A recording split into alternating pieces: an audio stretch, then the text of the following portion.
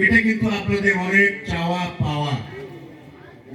এবং যখন 5 তারিখের পরে বিভিন্ন জায়গা থেকে আমার কাছে টেলিফোন এসছে যে এখানে হিন্দুরা বিপদগ্রস্ত, চাঁদ ভাইকে খুঁজেছি কিন্তু চাঁদ ভাই আন্ডারগ্রাউন্ডে ছিলেন, মানে তাকে ধরতে পারলে আরো কিছু ঝামেলা হতো, যার কারণে উনি মোবাইল বন্ধ রেখেছিলেন। আমি মোবাইল ওপেন রাখছিলাম। আমি যথাসাধ্য, আজকে বলতে হয় না, চারঘাটে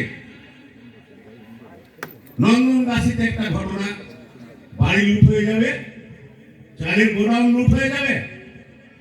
আমি বিশ্বনাথ 4 লাখ থানার সভাপতিকে, মেয়র বিপুলকে বললাম এটা দেখো, এগুলো যেন কোনো কিছু না হয়। তাৎক্ষণিকভাবে আমি রেজাল্ট পেয়েছি। বিপুল ওখানে গিয়ে রীতিমতো যতটুকু দেখভাল করা করে তাদের অস্তিত্বকে টিকিয়ে রেখে তারপরে উনি ওখান থেকে বিদায় হয়েছেন। এটাতেই আমি অত্যন্ত কৃতজ্ঞ। বিশেষ করে হিন্দু গোত্রের সম্প্রদায় হিসাবে আমি অত্যন্ত কৃতজ্ঞ হয়েছি তার উপরে। তো আমি আপনাদেরকে একটি কথা বলে যাব, আপনারা চাঁদ ভাইয়ের সকল সাহায্য সহানুভূতির জন্য আপনারা সকল প্রকার সুযোগ সুবিধা মানে বঞ্চিত না, আপনারা কোনো সমস্যা হলে তাকে জানাবেন। বিশেষ করে বাঘাচারঘাটের হিন্দু সম্প্রদায়কে আমি একটি কথা বলবো, উনি অবশ্যই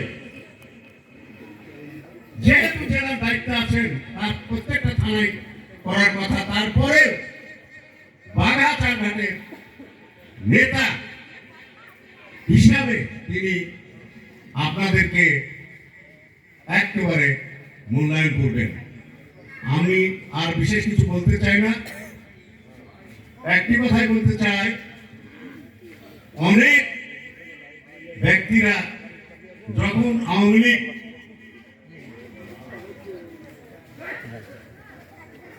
দেশ থেকে বিদায় হয়েছে, আমরা কিন্তু অনেকে চোখের জল ফেলেছি, কিন্তু এটা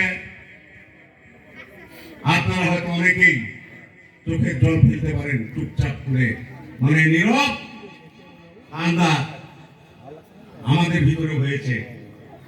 কিন্তু আমার মতো লোকের বাড়ি ঘর যে কি পরিমাণ ভাঙচুর, এবং আমার নেতা বাড়ি ঘর কিভাবে তারা ভাঙচুর করেছে 5 তারিখের পূর্বে, এটা কিন্তু আপনাদেরকে দেখতে হবে যে তাদের উপর কি অত্যাচার হয়েছে। তাই আমি মনে করব আপনারা আমরা সকলেই সম অধিকারের মানুষ, বাংলাদেশি, এখানে কারোর সাথে কারো পার্থক্য থাকবে না। আপনারও একটা ভোট, তাদেরও একটা ভোট, আমার একটা ভোট, তাদেরও একটা ভোট, তার বেশি কিন্তু নাই। তো আপনারা সকলে ভালো থাকেন, আপনারা এই অনুষ্ঠানকে প্রাণবন্ত করবেন, এই আশা রেখে আমি আমার বক্তব্য শেষ করলাম। বাংলাদেশ জিন্দাবাদ, শহীদ জিয়া অমর হোক।